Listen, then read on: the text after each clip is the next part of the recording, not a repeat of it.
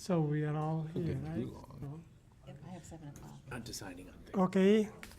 How is welcome to all of you to the Middleton City Hall. I'm going to open the meeting of the Middleton Plan Commission for Tuesday, July 24th, 2018 to order. Covers me. And the first item on the agenda is the roll call. Commissioner Hubbard, Here. and Paulson, Here. Farrar, Yeah. Verderhert, Here. Ramsey, Here. Murray, Here. and Reed. 7 present. All right, everybody here. Isn't that exciting? In July, wow, that's pretty good. Okay, so the next is the approval of the minutes. Move approval. Second. Okay, the motion is to approve the minutes. All those in favor say aye. Aye. Anyone opposed? So the motion, anyone opposed? So the Aye. motion passes unanimously. Okay, so it is not 7:05 yet, so we can go to the, which one do you think we should go to? Maybe the Election of the, number 6, or yeah, you could do 8 also. okay, we are going to do number 8, election of, election of the new representative on the Milton Westport Joining Commission. So Kurt, you want to make a motion? I would, okay. Yeah. I move to appoint Jennifer Murray to the Middleton Westport Joint Zoning Committee. Second. Okay, any discussion? So there will be, Eileen, you want to tell something about? Yeah. Kurt had asked about having an alternate perhaps, and the attorney said there's nothing in the state statute or ordinance that would prohibit an alternate.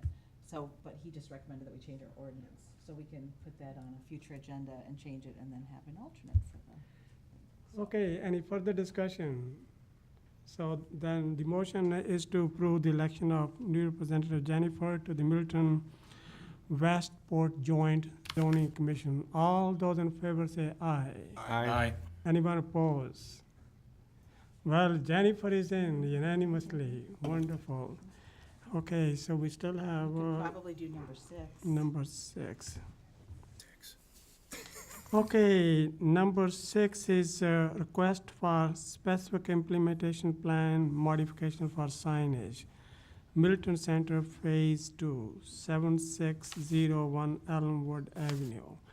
Eileen, you want? Abby reviewed it. Abby. Yeah, Yep. Abby reviewed it. So this is a request for a rooftop sign on Phase 2 of Middleton Center, west side of Building C, which is the building that's closer to the railroad tracks in Phase 2. It's under construction now.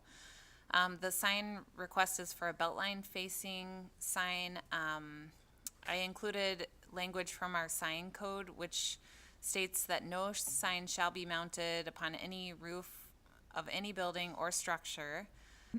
The previous sign that was there required a sign variance because it was in a more traditional zoning district. Because this is in a PDD, this wouldn't require a sign variance. I know our staff is supportive of keeping the rooftop sign, and when this redevelopment was initially proposed, I attended a public meeting at the senior center where a lot of people spoke in support of keeping the rooftop sign.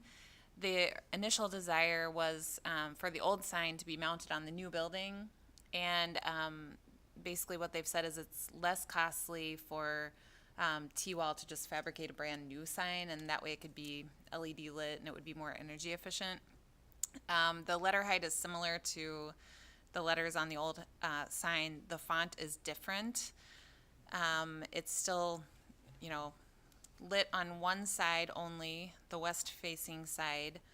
Of course, this is a taller building than the building that was there previously, but our staff recommendation is for approval as a minor SIP modification.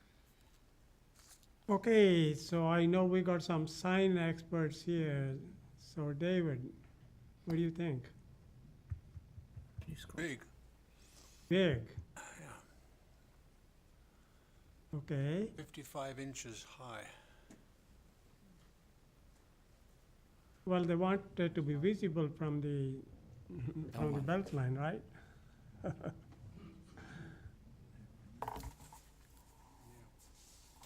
Or do you want to go up? No, I guess it's. So would you like it to be, what is your suggestion?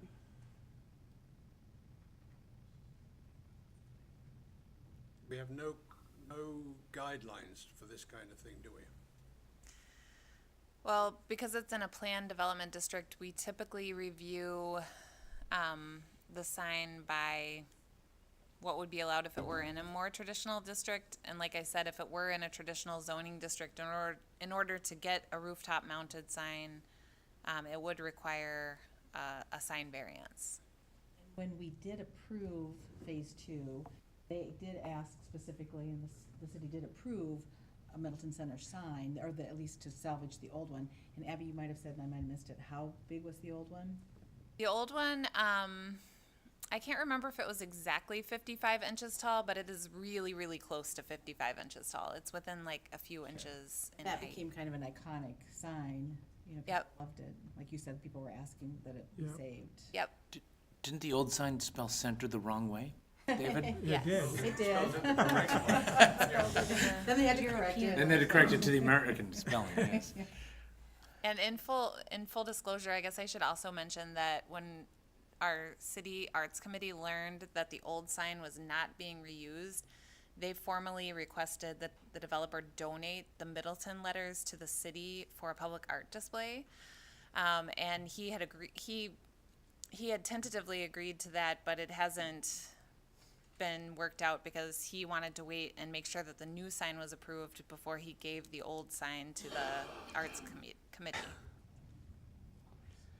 Yes, Jennifer. Do you have any signage plans for downtown in terms of fonts or character that the city would like to portray?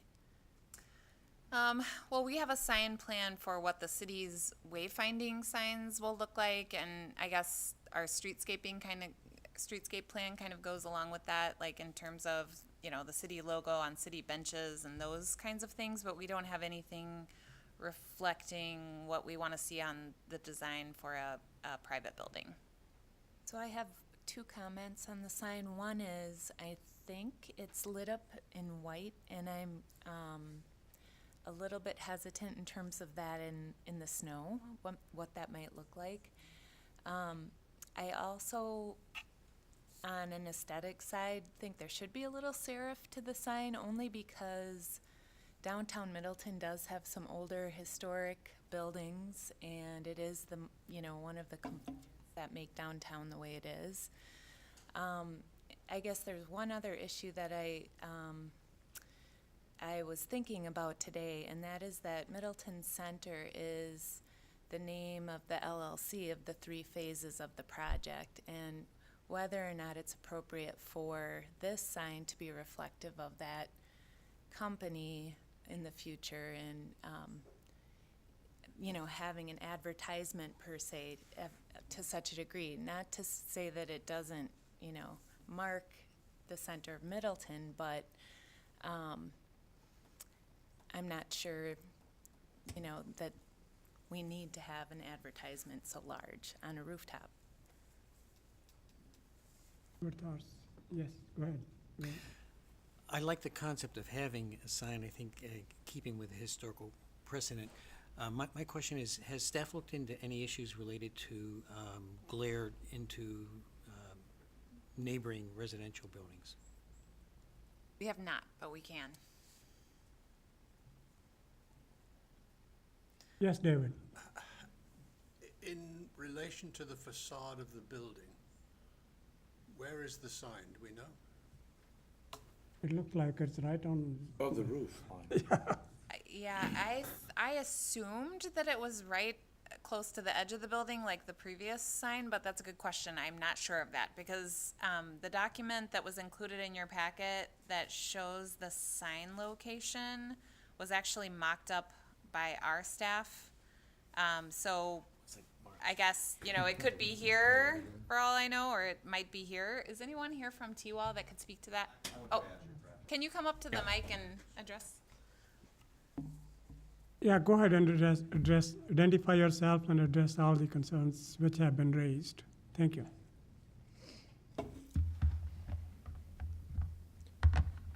Pardon, I'm sorry. Identify yourself. Oh, sorry. I'm Dean Guiley with Badger Graphic Systems, so the sign manufacturer. Install it.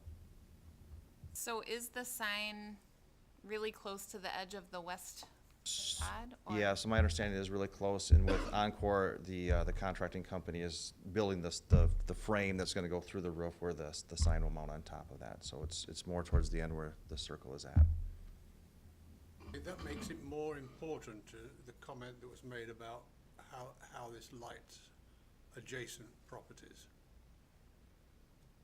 So it's a soft LED light, internally lit, so it's not it's not a bright light whatsoever, but I think there is a request to have a timer on it too, so if it does shut off at midnight or 11 o'clock or whatever time that needs to turn off, so it's not on 24/7.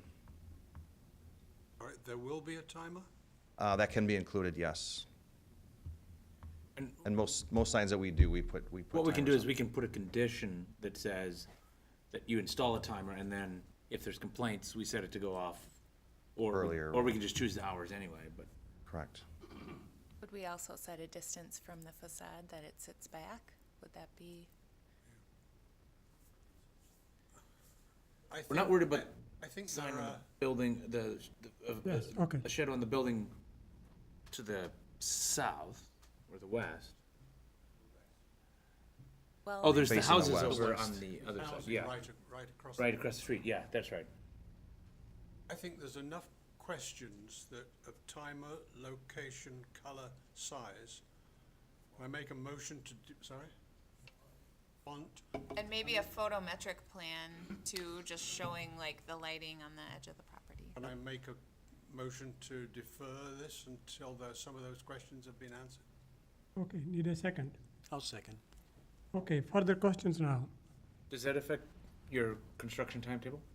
It does a little bit because of the crane that's in place there. We are gonna try to take advantage of the crane that's there, because if we bring in another one, it's gonna be very difficult for the sign to go up on top of the building where the buildings are located, and Okay, so but from what I see, you're putting third floor there now. There's a long ways to go, right? yeah, so our initial plan was to have the sign mounted on top of the roof on the structure by September 1st is when Encore's gonna take the crane down. Mhm. So to utilize the crane is the best way to get the sign up there. How can you do that though when there's so much that's left to be done on The structure will be Structure where will the be- sign mount's gonna be, and then we'll mount the sign on there, and then they'll finish the roof on top. Oh, okay. Okay, how about if you answer these questions and bring it back to the next plan commission meeting? I don't think. That'll be that- August 14th. Yeah, and can I just suggest, one of the things I was gonna talk to you about a little later is, there was a applicant who, had thought he was on the agenda tonight, with something that had gotten, not necessarily deferred, but not put on, the last agenda, and so I told him I would ask if there was any chance to have a special 10-minute meeting next week on Monday or Tuesday, like at 5 or 5:30. And not at 5:30 on Tuesday, it'd have to be earlier or later, but, if they could get the answers to those questions this week, perhaps it could be put on there, and I don't even know if you're available, I just told him I would ask.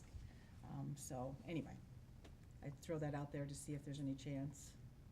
Can we also learn what is on the back side of the sign?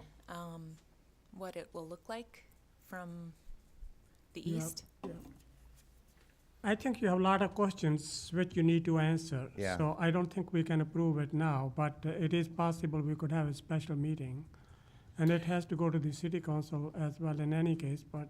No, it's a it minor doesn't. SIP Okay. Right, it modification. doesn't have to Okay, go to okay. council, yeah. Okay, all right, so I think, I don't Yeah, think we can. so we can get you, a visual of what the lighting's gonna look like at nighttime and how much the glow is, and then also, the backside, what the backside's gonna look like. Yeah, the backside, the font, and the snow effect, so, I guess all of those questions need to be answered. And given the prominence of the location of the sign, I think there's an incentive to get it right, so. Right. I don't think there's any opposition to the concept of a sign, it's just getting it right. And how much would we be comfortable just letting staff approve? Subject to our concerns, or do you want to see it again, have a meeting? I think we could, it doesn't hurt to see it again. We got so many objections here, it's not Yeah. just, I think it's important enough, it should come back. Sure. I mean, this is We have a Mi- meeting tomorrow Middleton morning Center, with so. the construction company with Encore so I can get more exact placement of, You have not fabricated the sign yet? no, Sign base? we have not yet, correct. In the, The production time for the sign is like 10 to 15 days.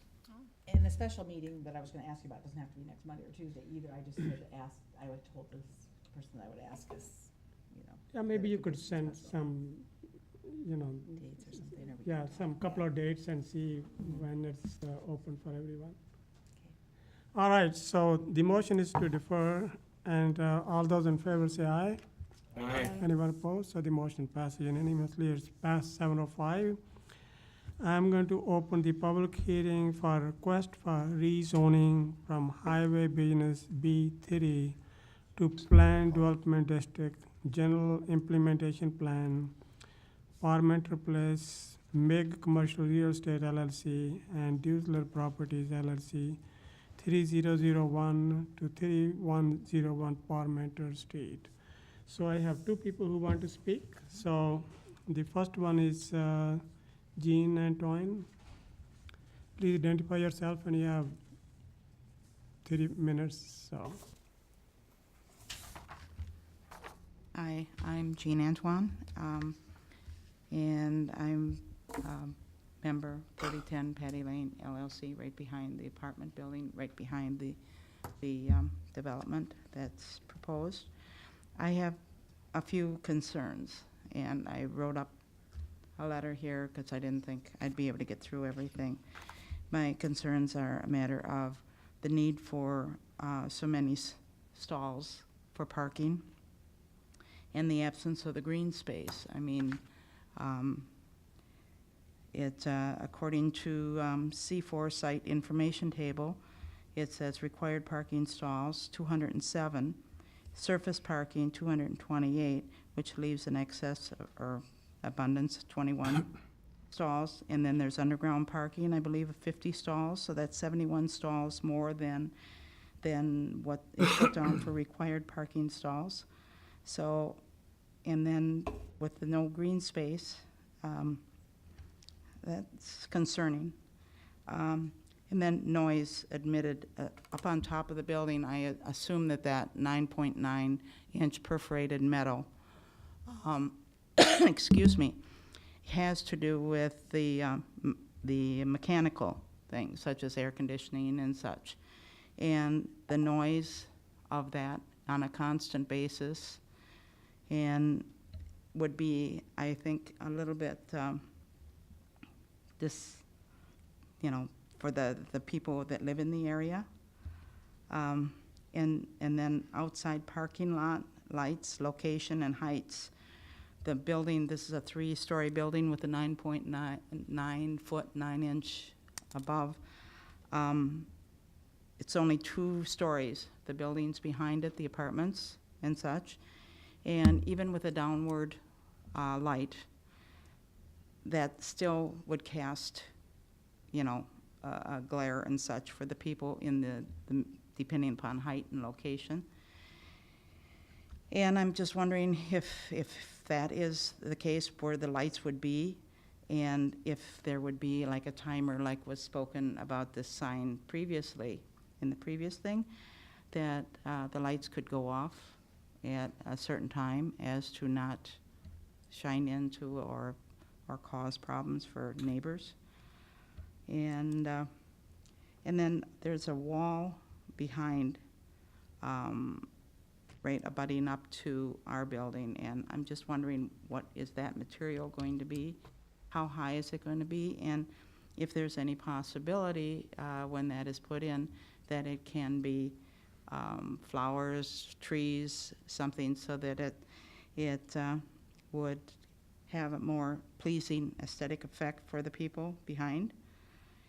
And I'm also wondering, because of the number of extra stalls, what the need of this is. Is there something in some type of business that is going to be? I understand that it probably would not, with going through this process, that it would not be a bar or a restaurant, and that possibly it would be something that, excuse me, that, I'm sorry, I'm a little nervous here. So, disturbance, okay. But also about containers and that, and any storage in the parking lot and that for an adverse look, aesthetically. But, let's see, but the lights and the noise are something, and the green space are some, and possibly it's an easy fix. I don't know. Abby, can I ask on the map, can you show, on the DCI map, Oh, sorry. which apartment building she's representing? I Okay. think it's these, right? Are Yeah, you? we're 3010. Oh, 3010, okay. So right behind. And how many units do you have in that building? We have 8 units. 8 units. And do you know the other two just south of you? The one to my right would be 8 units. And then the other one, I think, The other is like one to the left is also 8 units. And then further down, I believe that one is a larger building. Do we have, this is more a question for Abby, do we have an idea of, from the building, from the back of the building proposed to the buildings, to these apartments, is how much of a distance? I can measure from her building to the lot line, and then Eileen can help you. She did the plan review. She can help you with. We'll have to look at the And- plan and- itself on here. Yeah, so- again, this is where David's concerned to have a context map for the developer that Yep. shows distance to existing that's 100. adjacent buildings. I believe. That's 100 feet there. That's 100 Yeah, feet. Looks like the 115. drainage ditch basically There's a big is ditch in there. 40, according to that. I never measured it, but that's approximately 40 wide. I mean, I'm not an expert on lighting plans. We can certainly ask them for a lighting plan, but So another 20, 25, Um, perhaps 25 to the building. 130 feet distance between buildings, 140. the light would be not as, unless they have security lights in the back. Right, sometimes they have security lights in the back. And timing, some of the larger parking lot lights and the lights, if a timer could be, or a dimming factor, something not as to create a That's more- influx Right, of light. I think we have a lighting ordinance about Right. maximum candle width We within, do. at the property line. We do. Spillover. And also, spillage. So the lights would not be, how tall are the Well, lights? I'm not recommending tonight that the plan commission look at design review. I'm just recommending that the public hearing be held, and that will be at a later date, that we'll look at all those details. So, I guess, But those are basically my concerns and And some concerns of others that but the green spaces are real. I mean, it's, that's a lot of parking lot. But for 2/3 of the site that abuts you, there looks to be a fairly good tree cover, but one of them, it's quite blank, isn't it, quite open. Yeah, These two down here, we don't have this facility, do we? Those two, thank you. It's fairly heavily treed. yeah, behind our building, other than the trees that I have planted back when we first got the building, if you look on the area where it says what they're going to get rid of, there's a couple of trees back behind us that are gonna go, that they're taking out. They're taking out some trees. So some of those trees are not on your property? No. Okay. The bigger trees are pretty much over there, on the other side of the drainage ditch. Okay. Any other questions for Jean or comments? I'm sorry. So it sounds like the concerns can be summarized It- as noise, and light. noise, lighting, and aesthetics. Is that Yeah, correct?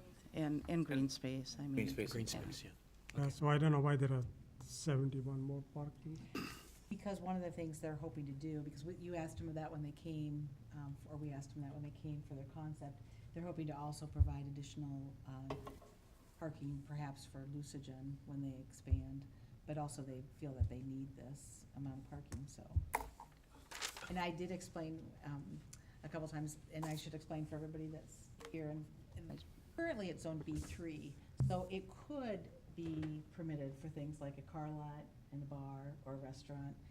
As I explained, this zoning would approve it only for specific uses, so it does help to. And the reason that they're asking for the PDD zoning is because of that 10-foot metal on the building. Otherwise, they would meet the standards. There's also a little vestibule in the back. Otherwise, they would meet that setback standard. Right. But as I explained, I think we, as a city, prefer PDD because it gives us more control. Things are only approved for these uses in this configuration. For B3, which this is currently and has been for probably 40 years, any of the permitted uses in the B3 district would be permitted by right. So this takes away those uses. Can you remind us what the kind of impervious surface coverage ratio is in B3 allowed in terms of, We don't because the have open one. space issue, if they developed it as under the B3, they could also leave it with no green Right. space, We right? don't have a requirement in the B3. The only requirement would be that they would have to meet the stormwater management requirements, which this is too, but again, planned development district would typically allow us to have a higher standard than we would be permitted in B3. Does or B3 BA. require that the parking lot islands be landscaped? They do require landscaping, yeah. And so that would be in the PDD as well? Yep, absolutely. We would request that they meet or exceed the B3 standards, and hopefully exceed in all cases. So she has one of those concerns, the metal thing at the top. And I will try to get answered the question about the noise from that, but I also explained, we have a city ordinance that the maximum decibel level at the lot Property line level. is 65. So we'd want to make sure that they comply with that, no matter what. But I feel that they could, soften, perforated metal versus something else that would absorb some of the sound. Might be something that they could do that would be neighborhood friendly. Thank you. Thank you, Jean. Just in passing for Abby, I asked the question when we first saw this about connection to the Lucigen property. Well, there is a driveway straight into the Lucigen property. If you go and look at it, it's got about 4 very heavy pieces of utility in that space. So unless they get into very big moving of utilities, that connection ain't gonna happen. And part of the other reason that we're recommending deferral tonight is just hold the hearing and not recommending approval, is that they are bringing in a TIF request, and we haven't had a chance to meet with them about their TIF request yet. But one of the items in the TIF request is for relocation of utilities, and so I'm guessing it's probably associated with that, but we haven't got the details yet. Good catch, David. So the next speaker is Brenda Antoine.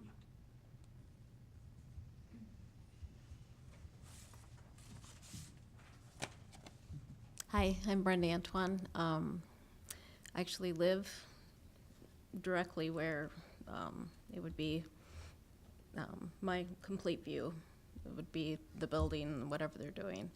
I understand it's not my property, and I understand they can do what they want to pretty much as far as, if they want to develop there, it's understandable. I guess just in agreement that the aesthetics, the lights, just the noise.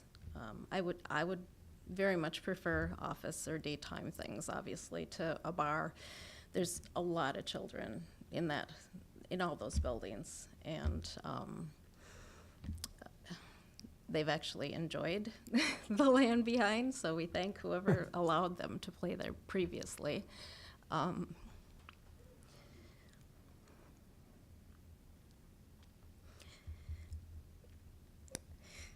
I'm sorry, but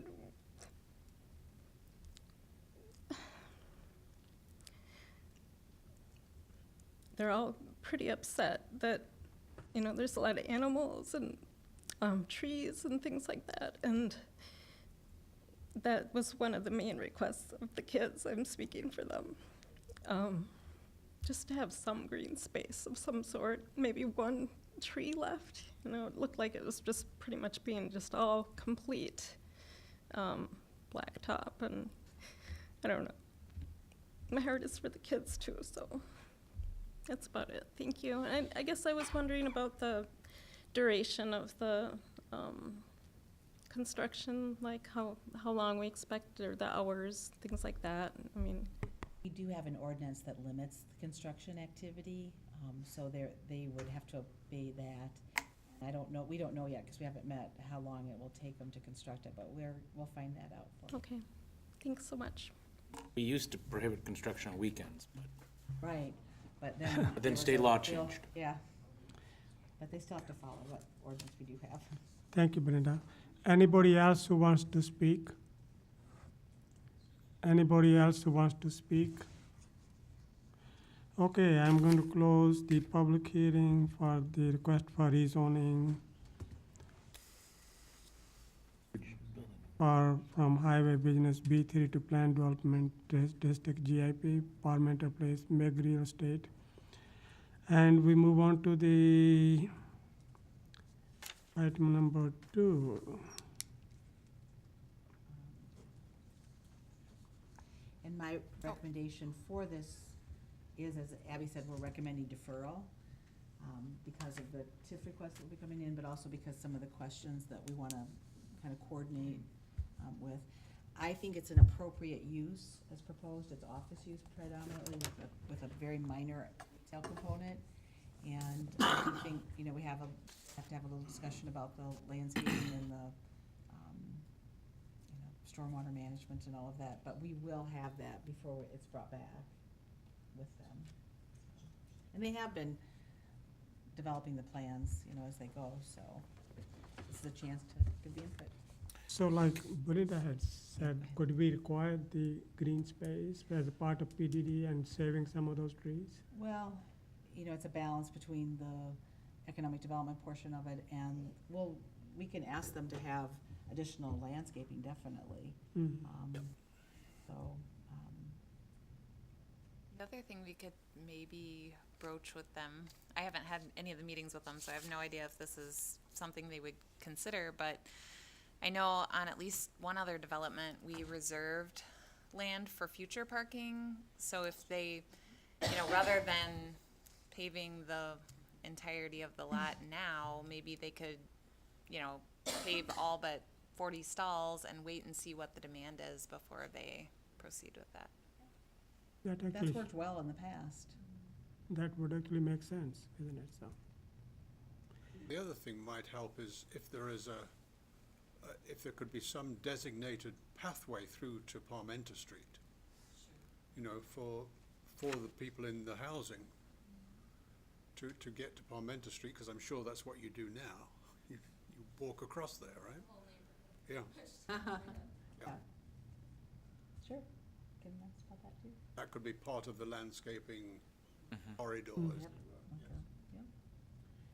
can we ask the city attorney to investigate a question, given the neighbors' concerns about construction hours, is obviously now state law says we can't have an ordinance prohibiting construction when it's ministerial administrative under zoning, but discretionary approvals such as rezoning or TIF requests You can can ask. certainly include a rider limiting construction hours. Yeah, that's as the a- question. As a negotiated agreement. I'll ask. Any other questions or comments? So did somebody make a motion to defer? Not yet. Yeah, well, David did. Oh, did Motion he? to No. defer. Yes, Yeah. yes. Okay, so any more questions, comments? So the motion is to defer, so all those in favor say aye? Did you, Comment. Yes. In the minute, or the agenda, you ask for Plan Commission input as well, so should we note that going forward, issues related to landscaping, noise, lighting, and green space be addressed. And I would like staff and the developer to do their best to reduce the number of stalls. Yes. I mean, whether it's maybe even designated some of them as, narrower stalls, or, if there's a TIF incentive for, I don't know, car sharing or bus passes or something like that. I mean, obviously, we're usually worried about a developer not providing enough parking. Right. And here's someone providing more than enough parking. It's just the Yeah. But opposite. I'd be Yeah. nervous about approving TIF that just subsidizes more surface parking. Right. Right. And if the expense on TIF is to move utilities, Yeah. maybe a better site plan could avoid having to move the utilities. They are requesting tip assistance for the underground parking. So we'll, no, they had asked then, because they weren't quite ready to talk about the TIF stuff, they had asked if, or to meet with us, they had asked if they could, hold off, and I said, Yeah. well, no, because we already have the public hearing noticed, so we had to go ahead, so that's why we're holding it now. And they'd also, the neighbors had also asked, will they have input in the future? And I said, well, there isn't a public hearing, but they could provide, once they review what's submitted, they could, provide comments to the planning commission by email or by letter, and we would definitely provide those to you. So it would be hard to justify TIF for when you already got access parking there, so. And Well- just for information, since it's a rezoning, it will go to city council, so you can contact your council member, Yeah. which is, Well, whose district Howard is T. this? Oh. He's right There he over is. there, so He is there. he is. Howard. he's smiling. He's ready to help you, so. Came home from Europe. Okay, any other questions or comments? Okay, so the motion is to defer with all other comments which have been made to include as part of the record. So all those in favor say aye. Aye. Anyone opposed? So the motion passes unanimously. Okay, so we are on to the item number 3. Whispering Pines. Yeah, specific implementation plan modification, reducing the unit count and shifting bioretention, Whispering Pines condominium, Pleasant View Road. And this plan had gotten SIP approval probably 12 years ago, I think. And now they're proposing to revise the footprint and the building count of the final 3 buildings out of 9, and also shift the stormwater management for this particular area onto land that they would be buying from the city. So it, I think it's, Abby and I talked about this, we feel like it's a major SIP modification, so it should be recommended to the council, but not in the sense of having a public hearing, because it's shifting downward, it's not more units, so. And it's a major because it's rearranging the building on the site? Yeah, and it's Okay. reducing the number, and there were workforce housing implications. So it's fewer, but it's also maintaining that workforce housing, and then it's shifting the stormwater. But staff recommendation is for approval as a major SIP modification, subject to resolution of any planning commission or staff recommendations. So, and I don't have the list from engineering yet. They've been swamped with outside projects, so they're catching up now. So we would have a list, it would be technical, most likely issues. Could you explain the nature of the shift in the buildings? I didn't see like a before and after. Oh, okay. Maybe the applicant could explain, I can't. Mike, you want to talk about why that was? They became longer, I think, Yeah. less wide. Well, the number- footprint, and- I think what they have changed is the proposed was 3-story, now it's 2-story. So could you explain what is Yeah. the shift there in terms of their size or location? Why we changed from? No, the not change why. is- What the What is change the is. change? I mean, Um, other than that, rather than 3-story, it's 2-story now. So rather than 63 units, now it's 48. So you're reducing it by 15 units. So- Correct. So the 3-story building was a little bit fatter or wider, but it was shorter. These buildings right here end up being a little bit longer, but they are skinnier, if that makes sense to you. Sure. It does, and then because of that, you needed more space, and that's why you're acquiring additional space for stormwater? That was kind of a separate issue. It ended up, we had tested back last fall as a requirement that Dane County put on us. We needed to measure the infiltration rate. And when it was approved back in 2006, it was assumed that the infiltration rate would be 3.6 inches per hour. When we tested it, it was 1.74 in one location, and I want to say 0.17 Wow. or something in another. So that's the main reason why we needed to get a bunch more stormwater. Okay, thank you. Oh, and the rendering that I brought is 8-unit rendering, so you would have to envision this double. So you can see. 4 entrances. Correct, 4 entrances. So there's 4 pods of 4 units. So is it, Both buildings 7 and 8. Proposed building 7 and 8. 7, 8, and 9. There's 3 buildings that we Yes. wanna, yep. so are they more or less like units which you have there now? So I was there this afternoon, I looked at them, so would it be more or less similar or different? They're the exact same thing, other than we're adding another pod to it. So the ones up on top of the hill, those were 12-unit buildings, Okay, and this would be a 16-unit building.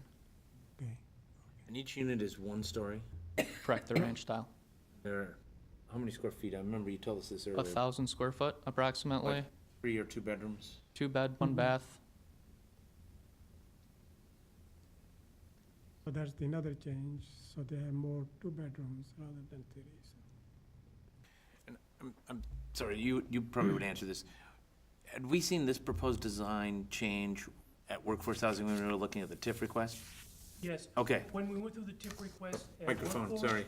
at planning, and before the council, this was on the conceptual review. TIP, I'm sorry. I was just trying to remember what we had seen and when. This is what you saw at all 3 meetings. We did shift building 9 a little bit, but the overall concept was the same. So from the TIF discussions, we did shift building number 9 a little bit to make it easier on us to build these retaining walls.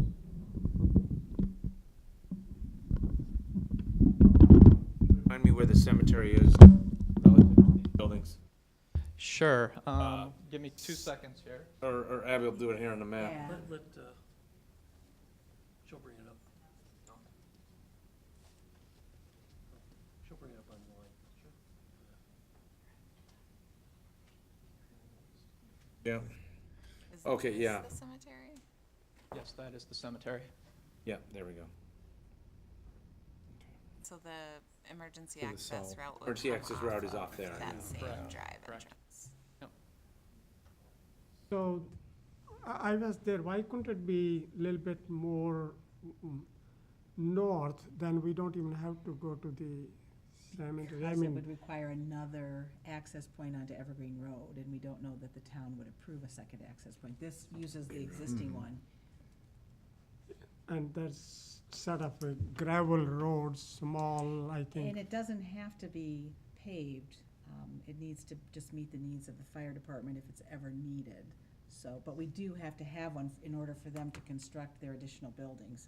Otherwise, they won't be able to. Yeah, the total length of that road is just over 100 feet long. Might You have mean been the existing 125. one? Existing Mhm. one, yeah, that's all there is to it. Right.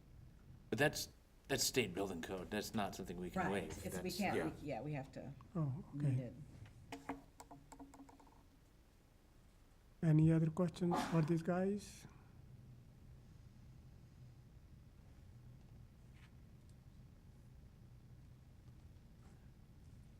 So can you remind us of the reason to reduce the total number of units? Is it just the cost and the sale? If you were to make each of these proposed buildings 3 stories, that would be how many units? It will be 63. Yeah, I mean, I guess they're just a completely different building. The original three-story buildings were just too expensive to build. Is it because the footing you need for 3 stories is much more expensive than? There's a lot of additional costs that you don't see. You know, there's a lot of masonry work, Yeah. there's spancrete work, elevator shaft. The fire rating system is a lot more expensive. Those are just the few that I can name off the top of my head. It is why we tend to see either 2-story buildings or 4-story buildings, because once you Yeah. add that other story, you need to go up to 4 stories to distribute the costs over the fixed costs over that. Well, other questions for this? I need to see a reduction in units, but. Okay, so the recommendation to approve, right? I don't think there's the staff recommendation is to approve it, subject to, resolution of any engineering staff comments. Move to approve, subject to a resolution of engineering staff comments? I'll second. Okay, any questions now? And that means the water issue, right? That means that and any other technical issues that, Yeah, it's a beautiful site. You have great view from there and from the hill. And you are taking care of that one of the path coming to the Pleasant View Road for Correct. the safety of the children. Correct. It's a beautiful site. It's been a little bit difficult to work with from a construction standpoint. I know it's But set up, we'll get through it. it's set up rocky and people were irrigating their front yards today, so. Okay, any other comments or questions or concerns? Just again, from our perspective on workforce housing, it's one of the few examples of kind of affordable workforce ownership opportunities that we have right now in the city of new construction, so. So I would sort of curious, even though reduce the size of the building, so you can still have 35 affordable workforce housing units? So we've. So you reduce the number from 63 to 48, and you are still planning to have 35 workforce housing units? Correct. So the 35 is from the entire project. So of the 48 units that we want to build, we're going to provide another 10 units. Okay, so you already have 25, so 10 more, so. Correct. Okay, any other questions or comments? Otherwise, the motion is to approve the Whispering Pines development there. So all those in favor say aye. Aye. Anyone opposed? So the motion passes unanimously. Thank you very much.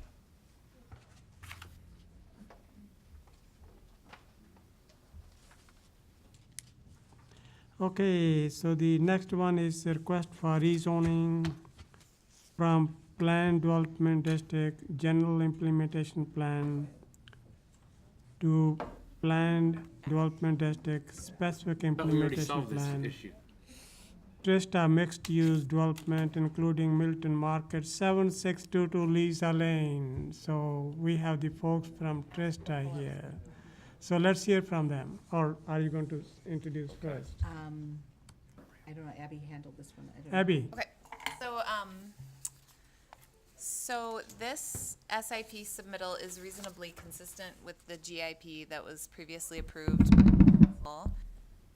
We had a list of staff recommendations, which we, at our own fault, did not get to the developer in time for them to schedule a meeting with us and make changes based on our staff recommendations and questions. We do have a meeting set up now for Monday, the 31st, to go over some of these. And I also just learned today that our engineering staff has not reviewed the plan submittal yet either. There was a little miscommunication with getting everything into one full PDF document, so that still needs to take place as well. But I wanted to make sure that they had a chance tonight to go over the project with you and find out if there are any recommendations from Plan Commission that need to be taken into consideration as they get ready to submit for the next meeting. So I went through all these comments which the planning staff has.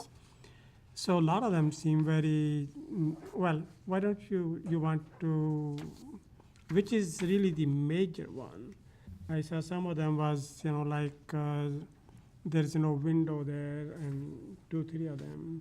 Yeah, I don't know, Abby, do you have a? I would say most of them are just more design recommendations, and then also just clarification questions. But we do need our engineering staff to have a chance to review the.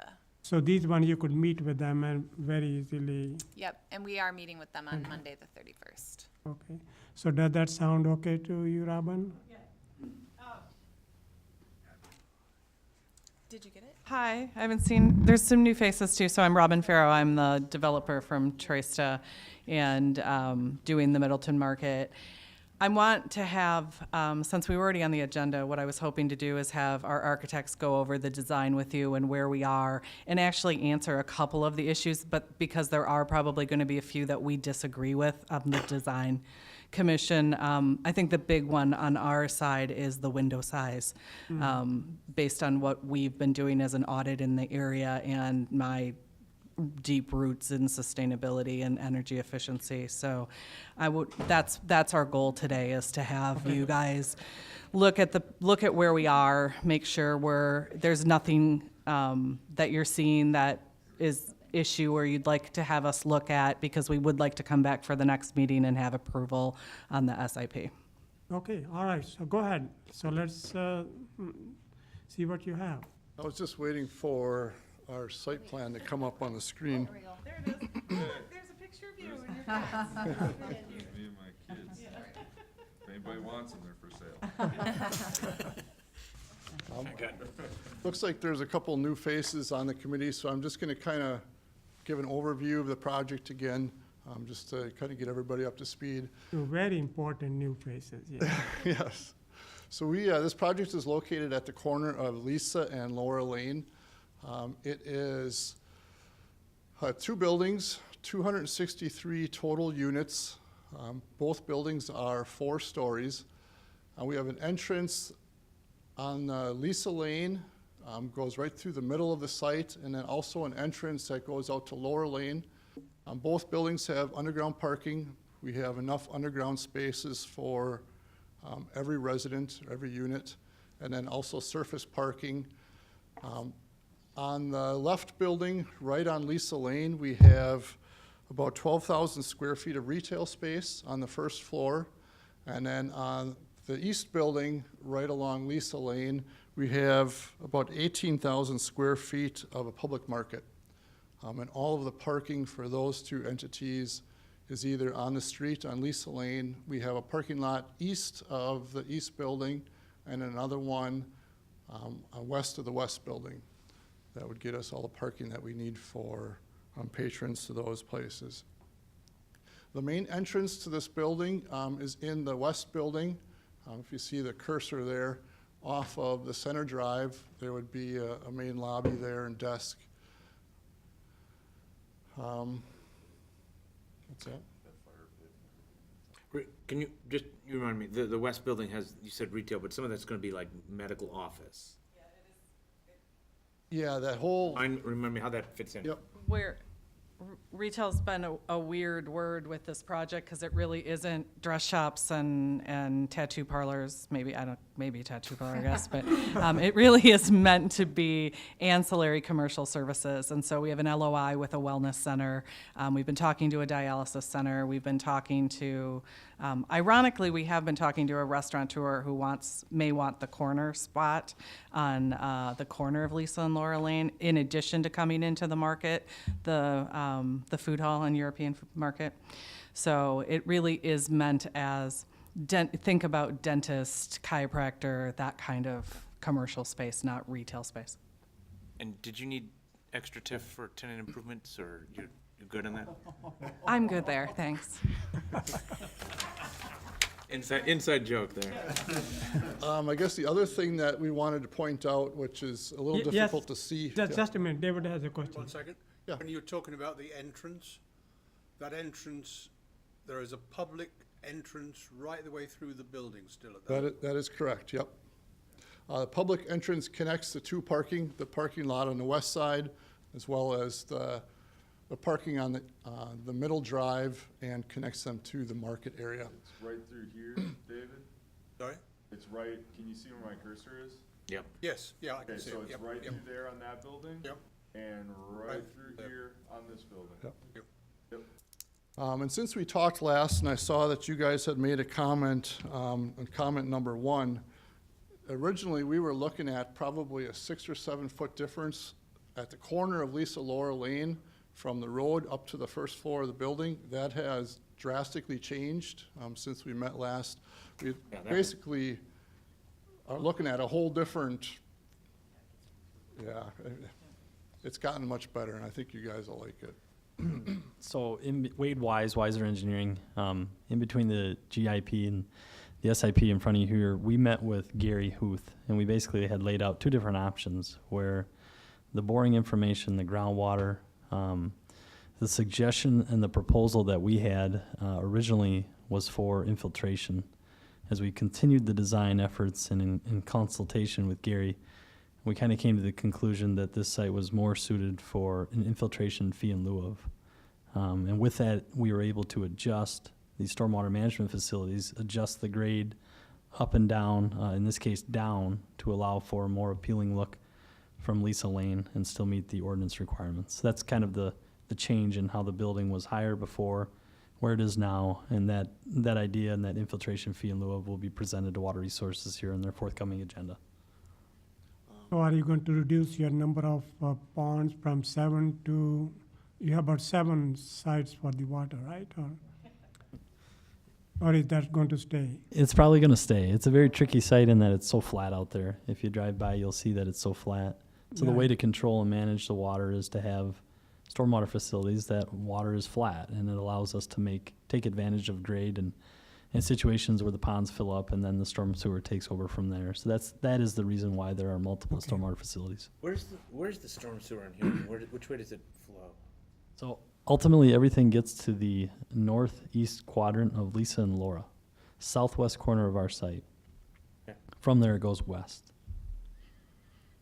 Towards the Where's the confluence belt pond. line? Yeah. He doesn't make it all the way to the confluence pond, but. Okay. Any questions for him? So from our original design, this whole site came down about 3 feet. So when you get towards the east end of the site are, where we have the patio in front of the market, that is at sidewalk level. In worst case scenario, at the corner of Lisa and Laura Lane, we're at, I believe, about 3 feet. So all of those retaining walls and stairs that, we were trying to work through before, most of that has all gone away, which I think will look really nice. That makes David and Makes David Bert and happy. others very happy, so, Staff, yeah, we've been yes. asking. and staff too, so. The wet ponds that you have, what's the typical groundwater, or what's the elevation you expect those ponds to be at?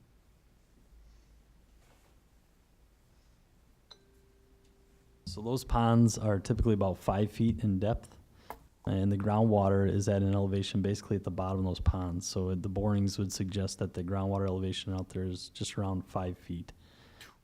So you're saying typically, those would be dry except for?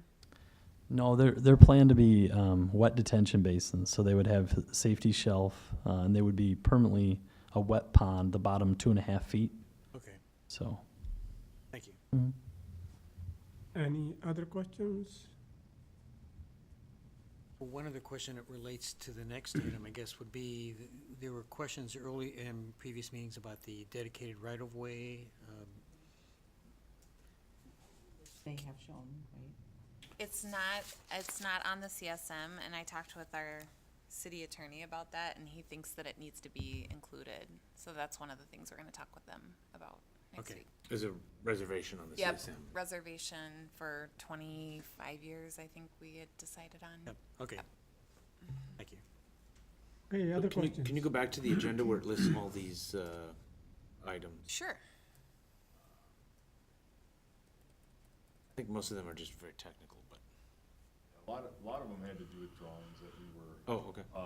Yeah, basically, from 15 down, we had made there was a kind of a last-minute suggestion by you guys to add more brick in the interior of the building.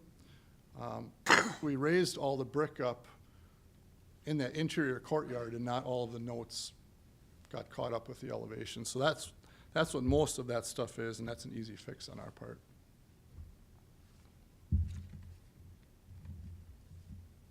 Other questions? Leaf? Any? Good.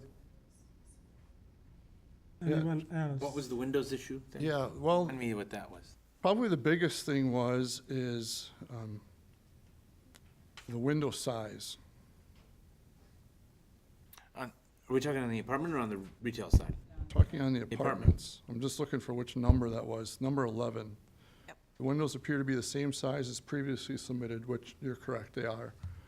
You guys had recommended increasing the window size For each apartment unit? for each apartment. Can you remind me why, was that a staff recommendation? It was a staff recommendation working with our consultants, and we actually had our consultants mock up something to show what the difference would be if we were able to just expand the size of these windows somewhat, and we presented it to Robin. So I thought we did increase those slightly from the last plan to 6, because they're 6 feet. They're 6 feet by 5, 4'6". 4'6". So the 4'6" tall by 6 feet wide. And Middleton, the new Middleton Center building are exactly the same size windows. Jacobs projects across the street are the same size windows.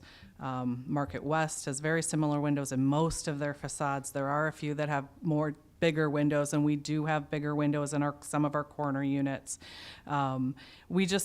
We feel that I want to be energy efficient, I want to be smart in our design, and I want to provide, these windows are actually significantly larger than what we have in our Traced development, and we never get any pushback. We've increased the ceiling heights in these units, and we've increased the window size in these units, and feel that we are in what is in most of Middleton right now. Middleton Station is one of the outliers. They have some enormous windows within their space. So that, for us, we would like Plan Commission's feedback on that window issue, because that is one of the few things we have real pushback with what their design team has been asking for.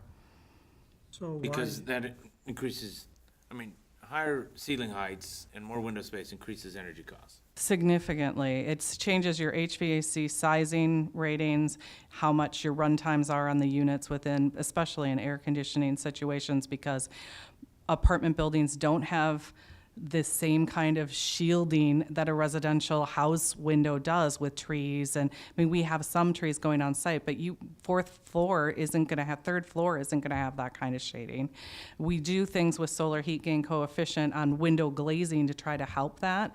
But we're trying to balance being a great and energy efficient building, which we're going to be certified as a certified green building within the city, and also provide an amenity that the people want. But we don't believe that our window sizes are that much different than what's already in our market and in the market. So what was the design team's, what was their recommendation? How is this different, and why did they recommend? I think that it was just thinking like that windows would help with a building of that size, that To having a break larger up the- window would help to break it up and be more aesthetically pleasing. And then when we asked to get the mocked up drawing from our consultants, which I'm not sure that I can pull up for you here, our team really, I think we were pretty unanimous in our support for what it would be if it were allowed for a larger. But we're also for sustainability. That's and true. That's your main mantra, so. What was the larger size? They didn't really have a size recommendation that they provided to us, just a visual recommendation on what it would look like. That's true.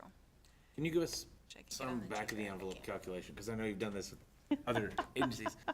Additional square foot of window space is how much in energy costs? I can't tell you off the top of my head, Kurt, because partially it does depend on which direction the windows are facing. And from my perspective, one of the things we've always talked about is as a developer, I kind of know my market, right? So we're investing in smart technology, and we're investing in energy efficient lighting, and we're investing in solar with your help especially. But, you know, we're investing in on-site composting. We believe this market will understand the window size, and they're bigger than what we already rent in our other, and have no pushback on the other window sizes, and are the same size as the new Middleton Center addition. You might not realize it, because that picture they showed up. apartments in Middleton? Yes, they're exactly the same size as the ones that Encore is doing right now. We went and measured them. So we just feel that we're Those- being, The Middleton Center ones are 4.5 by 6. that's what ours are. Right, Yeah. that's what you're saying? Yeah, yeah. So I We see- went and measured the new addition at Encore just to make sure that we were not misrepresenting that. So we just feel that we're being asked something that I don't think from a sustainability standpoint, one, and there is a cost involved with it. Glazing's expensive, so it's expensive for us to put in, and it's expensive for the residents that, you know, have it, so.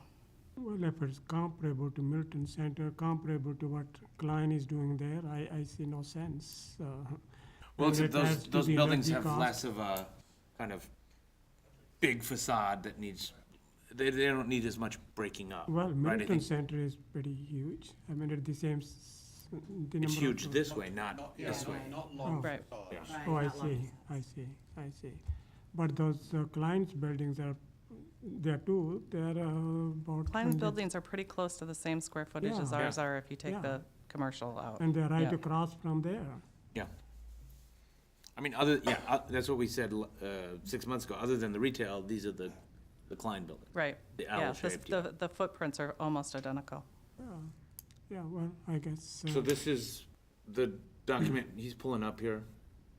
This is the mock-up with the This is with the current size windows. 4.5 by 6. Yeah, and you could, Okay, you I can see see why.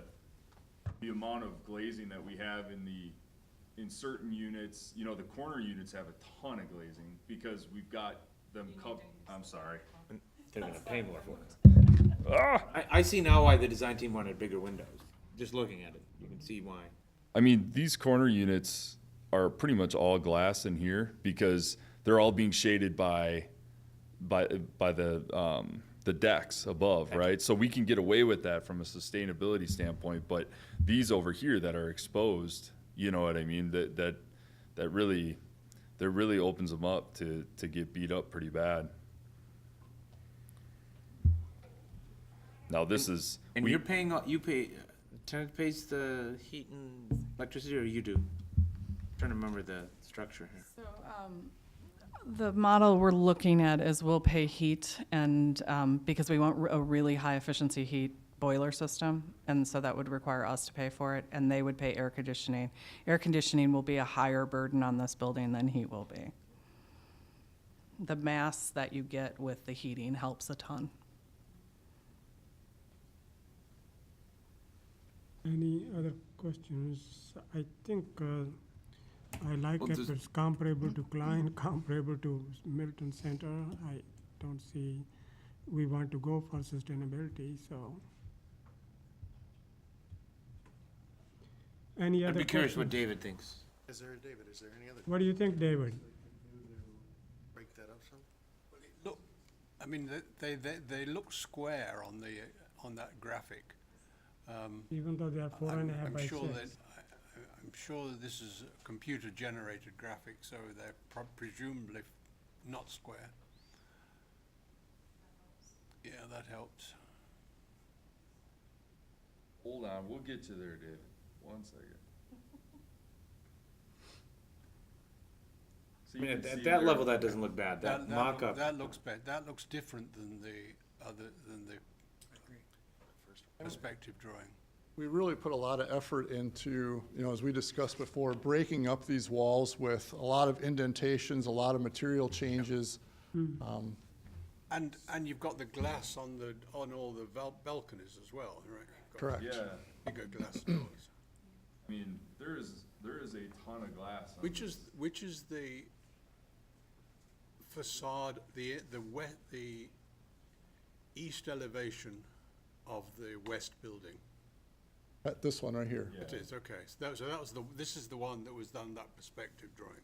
Yep, that Yep. perspective was of this. Of that wall, okay. I'm okay with that. Yeah.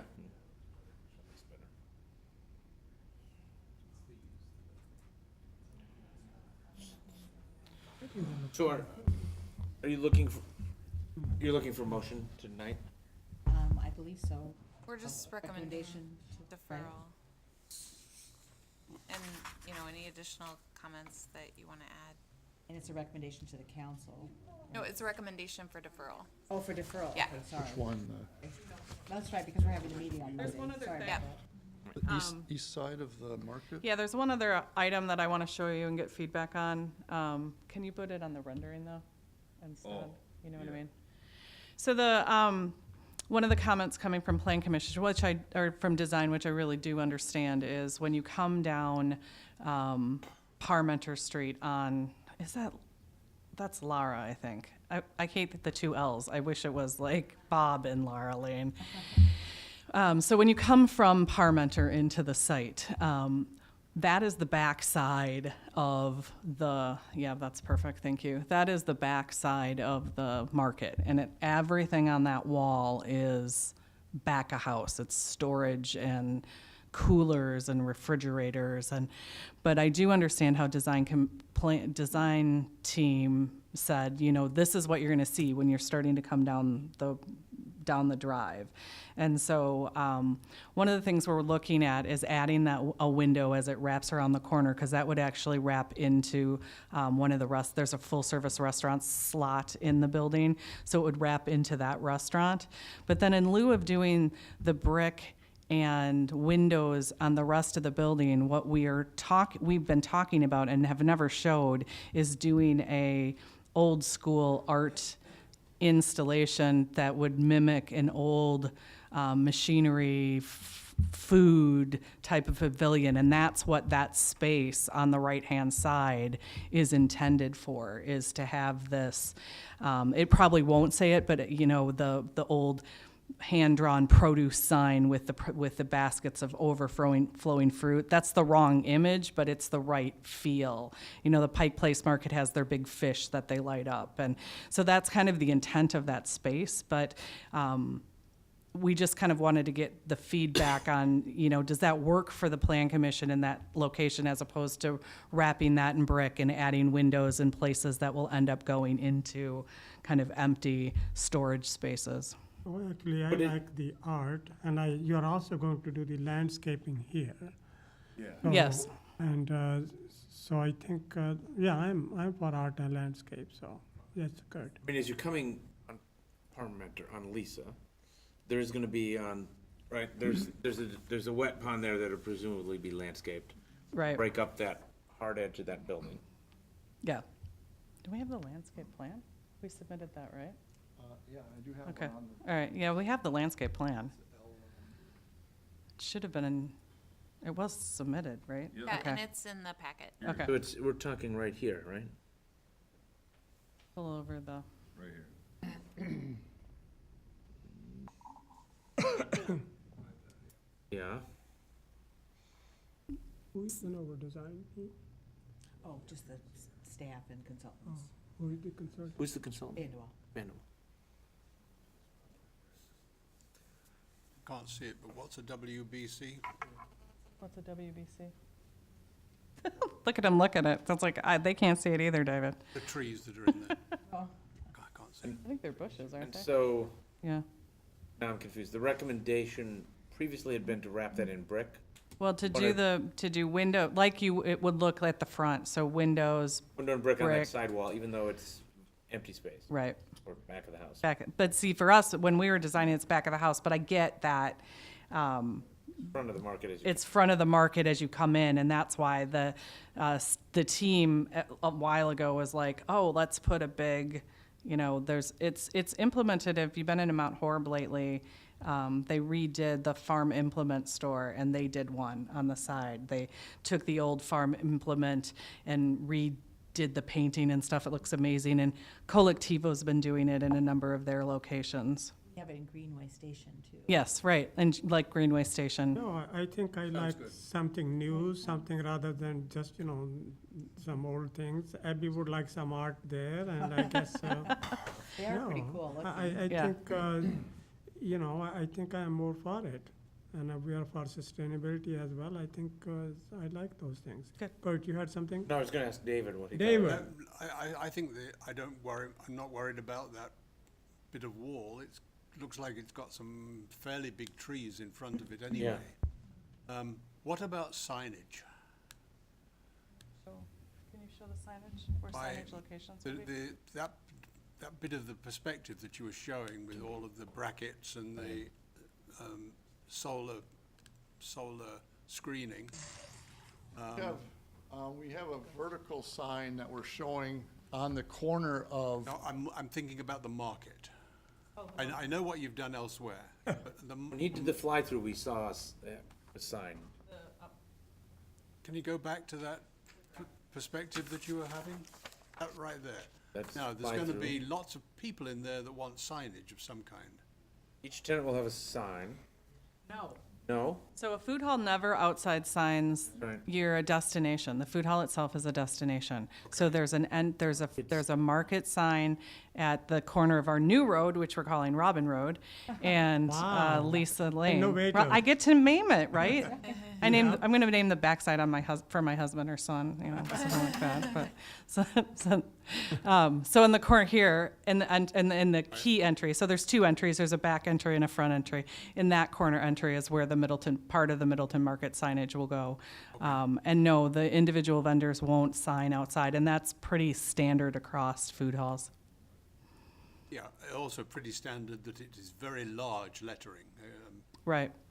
which you've got right there, I see. Which Well, you have to be able to read it from distance, so. vertical lettering I have. There will be signage, and we will come back with a sign package for the commercial spaces, but, yeah. You don't like the vertical lettering?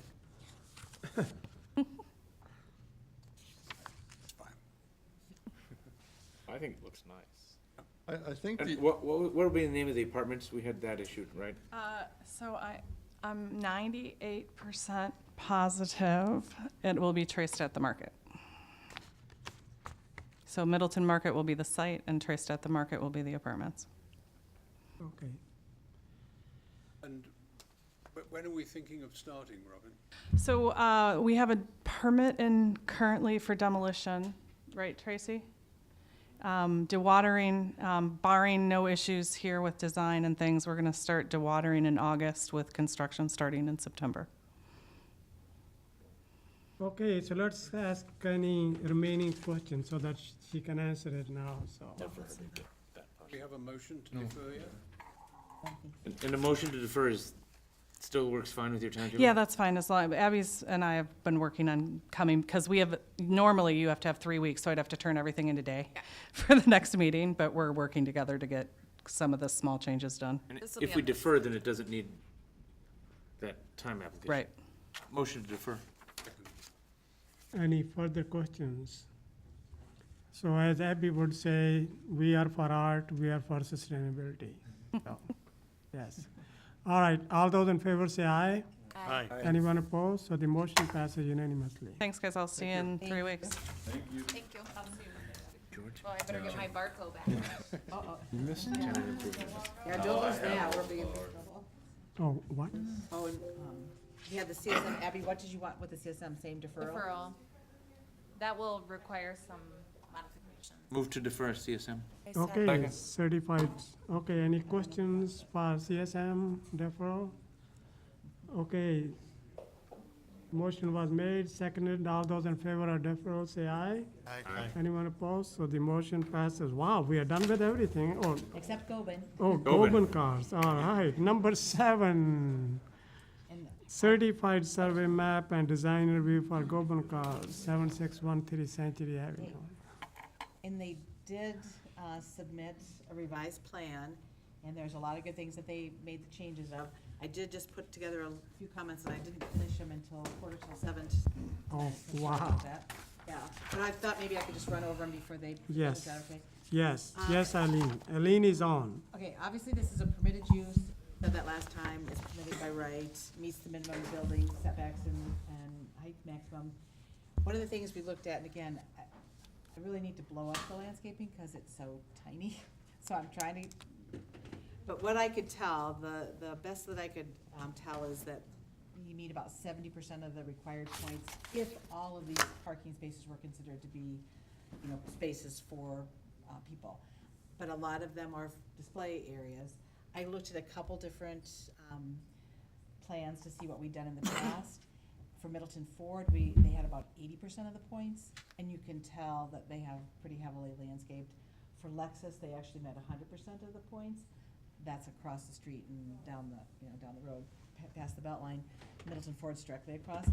I think they've made a lot of good changes on the landscaping plan, so I'm not suggesting that they need to get up to 80%.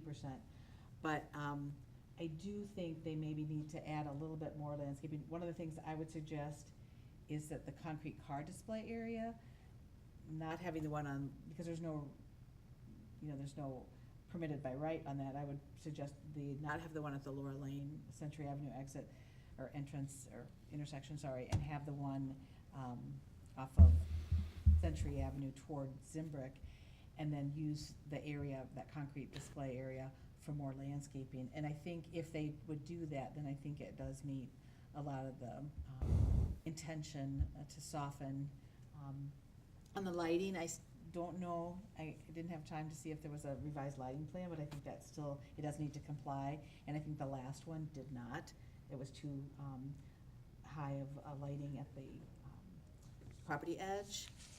I know the stormwater's still not approved, I know you're working on it. We need indication of proposed bike racks, building materials and colors, retaining wall, proposed signage is not yet approved. They did add a Laura Lane sidewalk for their portion, so that's good, thank you for doing that. And along Century Avenue, eventually, we might need to have additional right-of-way, so I think that's one thing just to bring up, not that we're acquiring it now.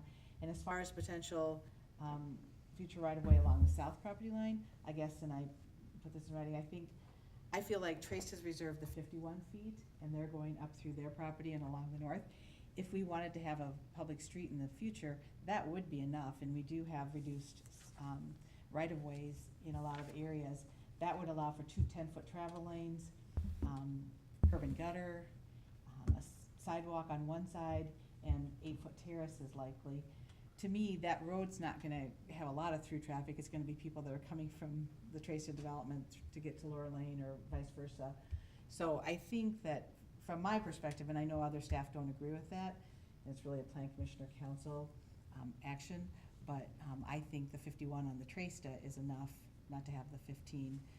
They could be facing some, at some point the city might have to come along and say, well, we have to buy additional right-of-way along Century Avenue. I don't think we need it from the back. That's my own personal opinion. Why would we need more right-of-way on Century Avenue? If we have to eventually make it more lanes. We don't know if we No. have to or not. Yeah, Never. I know, I don't want to either. That was just what I mean, and probably, maybe it's 40 years from now, or maybe if we have autonomous vehicles in 5 or 10 Let's years, we shrink won't it. need it. Yeah, and I maybe think we want to could. shrink road capacity, not Yeah. expand it. No, I'm with you, I'm just repeating what the engineers had said. Anyway, from you my ex- standpoint, can I you- feel like they've made a lot of changes, a lot of good ones. I think they still have a little bit of information we still need, but I don't know if you're ready for. Can you explain again, this really dark shaded area at the corner, at the northwest corner and the northeast corner? Mhm. Those are, Concrete pads to put cars on.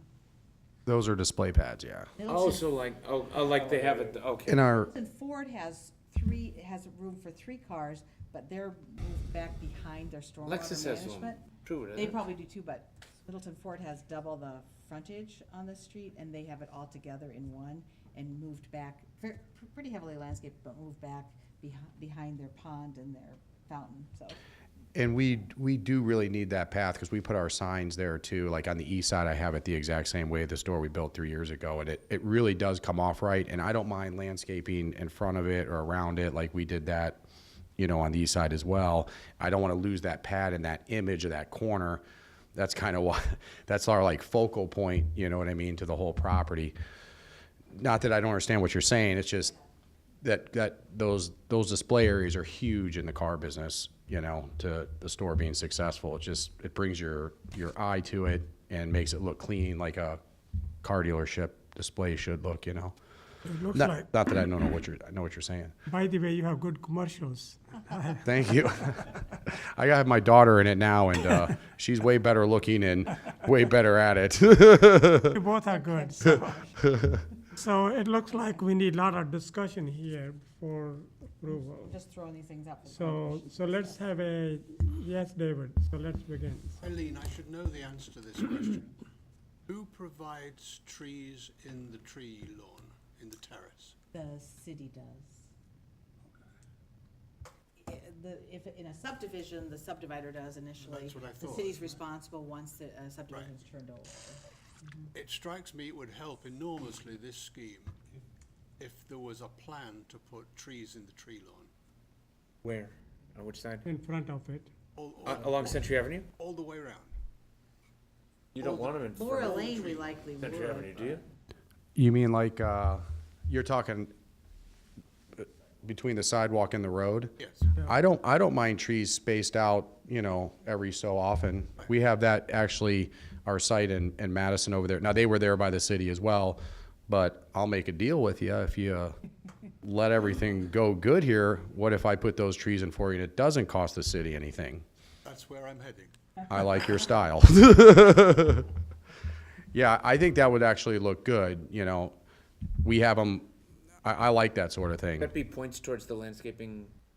Well, I think that Requirements? would go a long way toward, again, they have, from what I could tell, and again, it's tiny print, but it looked like they had about 70%. So that is a lot, because other ones, you know, we've said, well, this isn't necessarily customer parking or even employee parking, it's display parking. They have 4 spaces deep in one part of their lot. So if you counted every single one of those as a parking space, which they aren't really functioning that way, but it is concrete still, then they're at about, I think, about 70% of the required points, which is pretty significant. Well, the Goban cars, I think they will do a lot more than 70. Eileen, so. Well, that's, yeah. Well, even at our other site there in Middleton, there's trees like you're talking about that are, I don't know if no, there's city trees that are planted there from a while back. And we replaced one, even not even asking the city, just because one died, just because, I don't know if it was all the snow or whatever, bad winters. But, you know, I don't mind putting that in. The only thing I would ask is I can pick a tree that doesn't have a lot of pollen, because some of those trees make the cars horribly dirty. You know what I'm talking about? Well, you should have an input there, an option to. Let, Yeah. and I'm sure you'll pick the beautiful ones. And the taller they grow, that Yes. don't block the cars, the better for me too. Yes. More like a shade umbrella.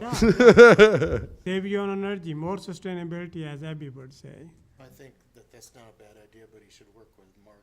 Right. Yes. Forester to Oh, determine what the best, yeah, Mark Wagner, yes. the best tree in that is. But, you know, that's very similar to what we do at Water Resources, kind of fees in lieu. Yeah, that's true. It's a similar.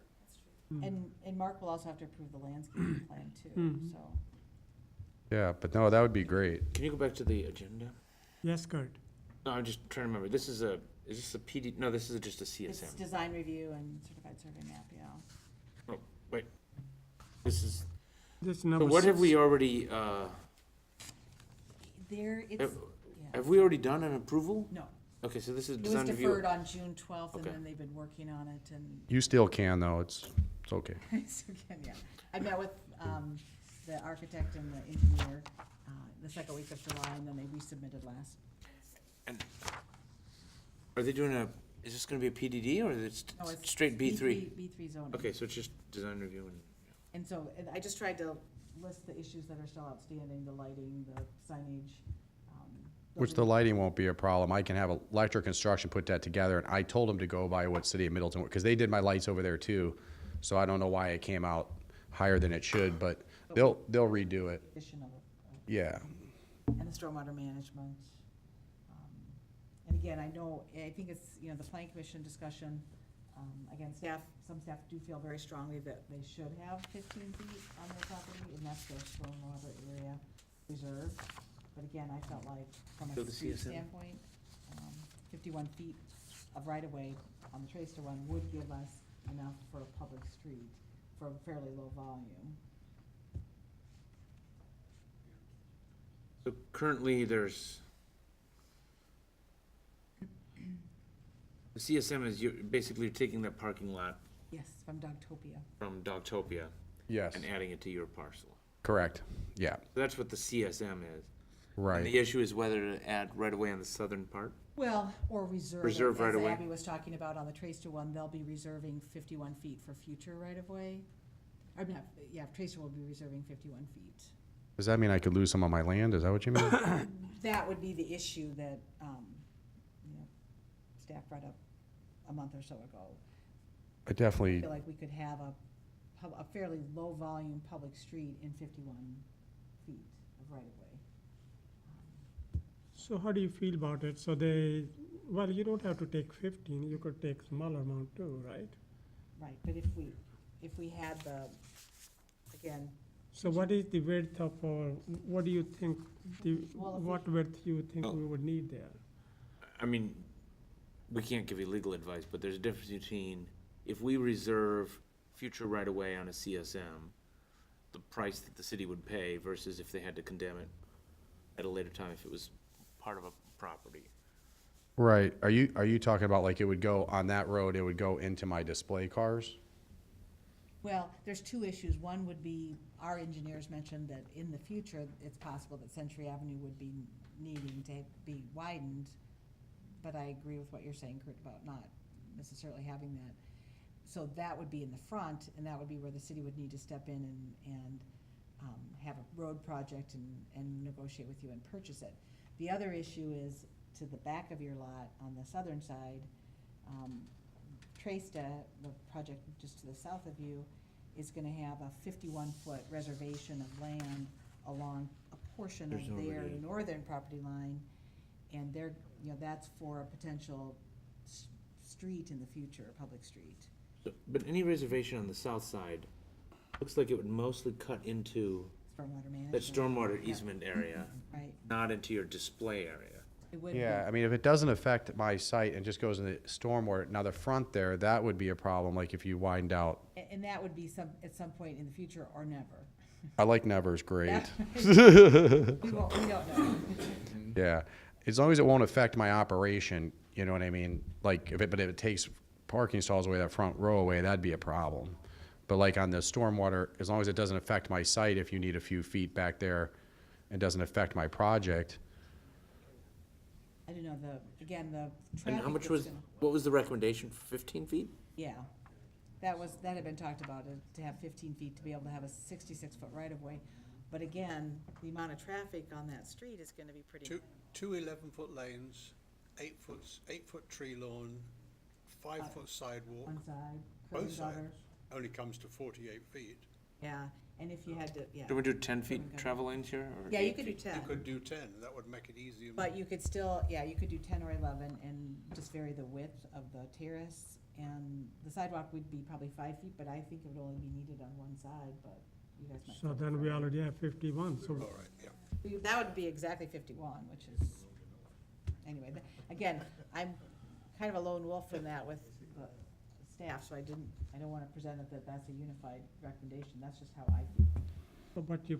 so even if you had a 5 feet, well, if you have a little bit more than what you think you need now, so it gives you some contingency. Either way, we're gonna have a connection there through Tresta from, Right. It's always easier for a city to reserve more right-of-way for future expansion than you need, rather than have to later on come back with eminent domain and, We definitely don't want that. right, We because don't. technically, if you have reserved right-of-way on a CSM and they build something on it, and they're then not. it's their expense to remove it. Right. Whereas if we don't reserve the right-of-way, and then we wanna take, it's our cost. And so if we're thinking 30 years down the road, but, That right, so cost, that's why we shouldn't approve that, or you shouldn't approve it until you've consulted with your, we don't want it approved that way, yeah. We want it where it can stay the same, because if it took that out, with the amount of spaces I have right now, it's tight to fit my sales projections that I want to hit. So that's where I don't want that as part of the program. In the front, you mean, or in the? In the front. Yeah, that's, we're not talking about reserving. that. Yeah, we're not- The only right-of-way that engineering staff's recommending we reserve for future possible use is on the south side. adjacent to Tresta. And let me, and also, it's not just, it's not really No, I engineer, it's think- not really engineering staff, It's- our engineering, it's more consultants and planners. Here's an engineer for you to Okay, here's- help me and help you figure this Kurt, I thought out. that Aline, you were saying along the Century Avenue, not. How at the- far, No, there's how two. far off the boundary is the parking? So right now it is about 15 feet. And the comment that we were talking about behind the scenes here was, you know, this is not a rezone request. So I think the rear yard setback is 30 feet.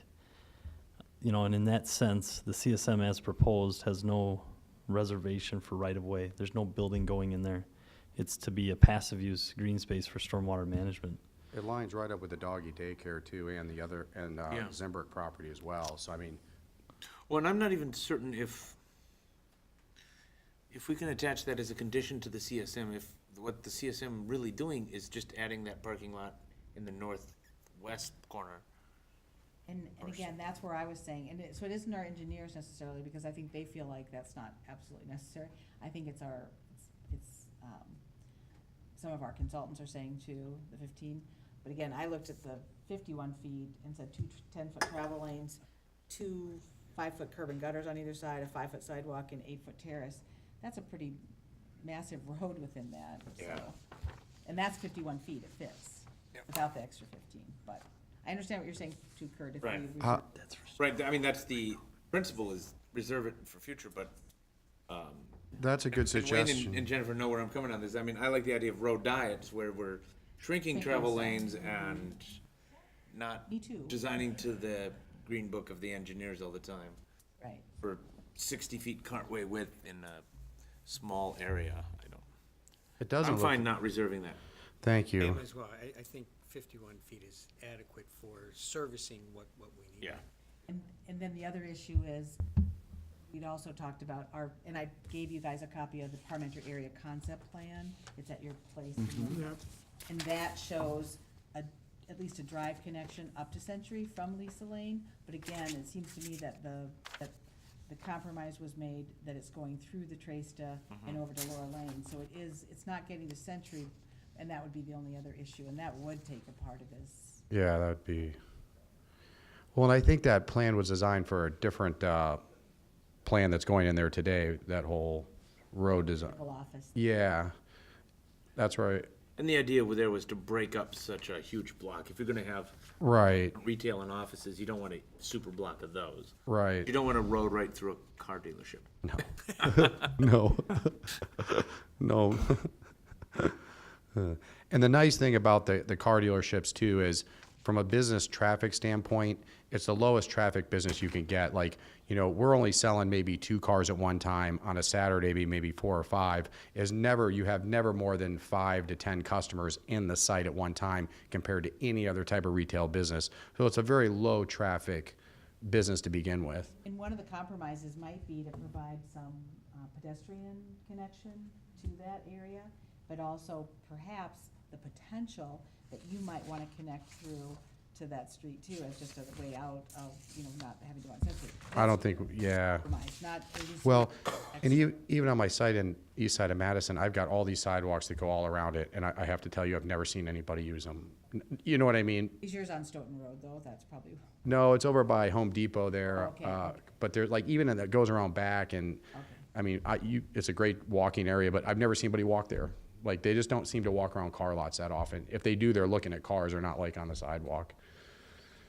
just an idea as a. So if we approve the CSM, then since it doesn't require a rezone, that's in essence the full scale of our input, other than the design review that Yes, we've have a done. design review, yes. And the design review is to conceptual approval of that, or what's our action item? When it doesn't require rezoning, is just, Yeah, they've made a lot of changes. I just didn't have a lot of time to review them. They could maybe talk through some.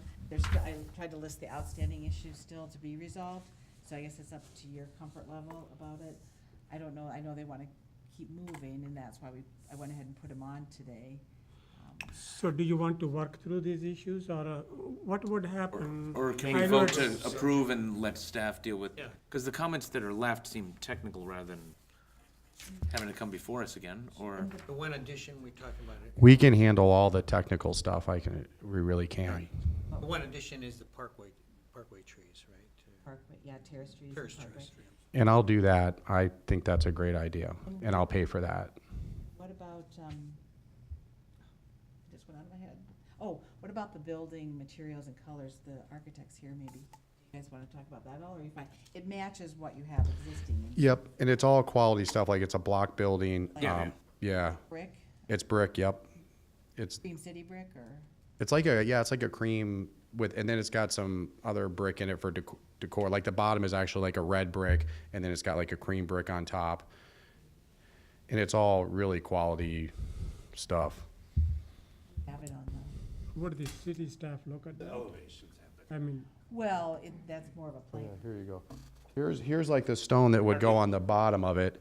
Now the block up higher is that bigger stone, tan that like all the newer buildings have. This would be the color of the window frames, the red. This goldish color is the overhang and the awning. It's kind of got like a Frank Lloyd Wright look to it. Yeah, it's. Thanks, Abby. Yeah. Guys, I mean, rolling in the grave. I just call that straight roof kind of with a Frank Lloyd Wright look, you know what I mean? But I did like some of his stuff, so. I mean, no offense, but like, I don't think anybody notices the architecture in a car lot, because they notice the cars. That's. They do. I mean, I'm looking at the cars, I'm not looking at the It's architecture. just as a whole. But like, it does, buy. yes, like, Nice. we do get a lot of compliments on the building on the east side, like people will say it's really, and one thing I'm gonna do on this side, I did it nice on the inside, but because it's Middleton, I wanna use more stone on the walls and more stone on the counters, like I wanna make it really more first class. oh, I like that. And you're. Yeah. We are first class, as you know. Or first Yeah. class in Madison. Yeah. Yeah. I mean, there's a difference in the markets, I won't lie to you, like Middleton, west side customers in general, you want it to be more upscale. It's just where east side's more blue collar, they want it to be nice, but if it's too nice, it bothers some people, you know? Well, They feel like they're paying for it. you did a nice job when you rehabbed the gas station for your current location. Yeah. And if I were staying there, I would even, like, I really think I need to, I painted the old brick that's on it, but in my opinion, that brick needs to come off and it needs to have block and more updated. And I'm gonna continue on a site, and I will do that too, because I feel like that building could look better. With the awnings and the paint, you don't really notice the old brick, but if it had new stone on it, it would be way better, which I think it needs. I mean, I really do. Brings me to my last question. What are you gonna do with the old site? Yeah, a good question. I haven't decided for sure. We're gonna keep it as a used car lot and all license, because like all our trade-ins, the older cars that come in on this site, we're gonna be using the whole thing. So I thought I'd take the trade-ins and put them back over there in the back where nobody would see them. And then I have a lot of fresh inventory coming in for the car carriers. We're gonna come in and have a lot of them dropped off over there, and then they'll come over to the car lot when they're set up and ready. And we'll do conditioning at both sides, but some we're gonna do over there as well. I think we're gonna need both sites, to be honest with you. So will there be any refurbishing of that site? Yes, I probably won't do it the day I open the door because I'll have spent my wad, but a couple years, what I want to do with that building, like I was telling her, is take all that old brick off. It's kind of back from the 70s and we just painted it. And I want to put the same kind of stone that's on this building, on that building, and spruce the whole thing up. And we've kept it nice. Like I put all new curbs around the building. The old black concrete was looking really shady. Just 3 years ago, I spent $100,000 blacktopping it, putting all new curbs around the building. I'm a stickler on a building not looking ratty, because if you don't maintain them and do that sort of thing, they look ratty. I think within about 4 years, I see where most people don't. They think 10 years, but I never get that far.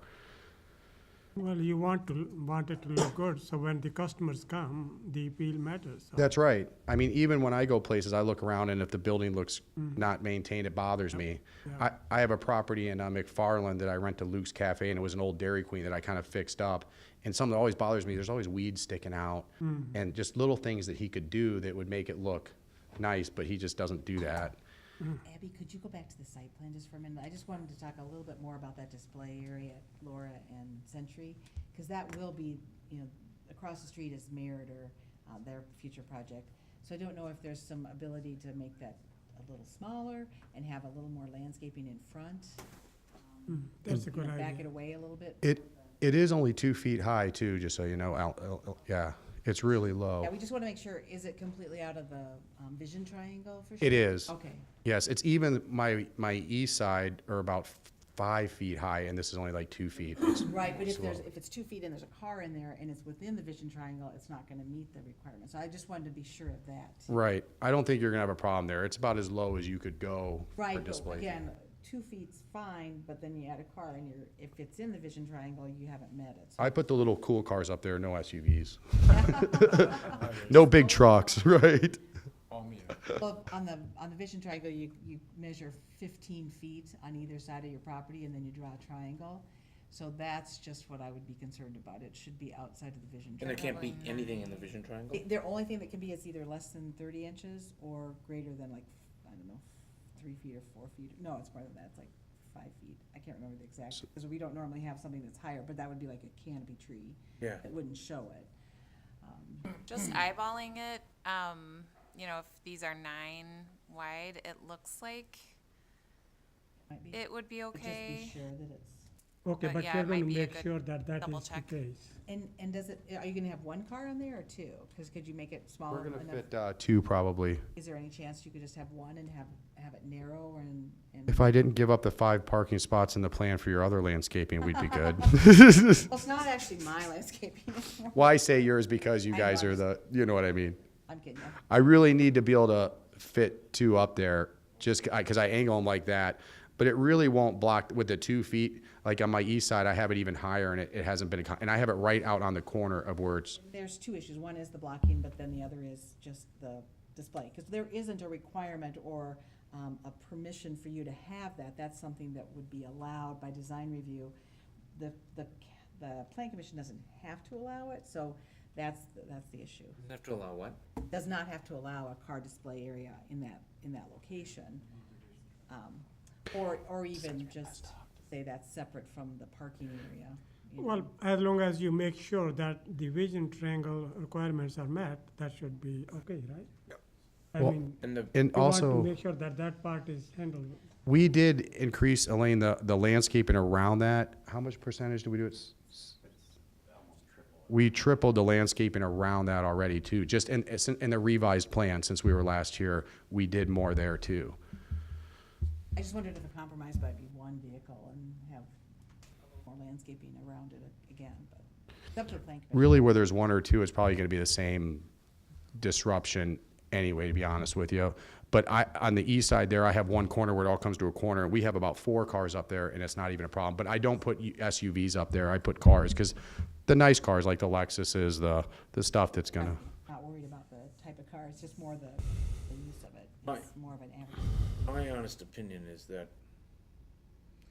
that whole corridor is big, Yeah.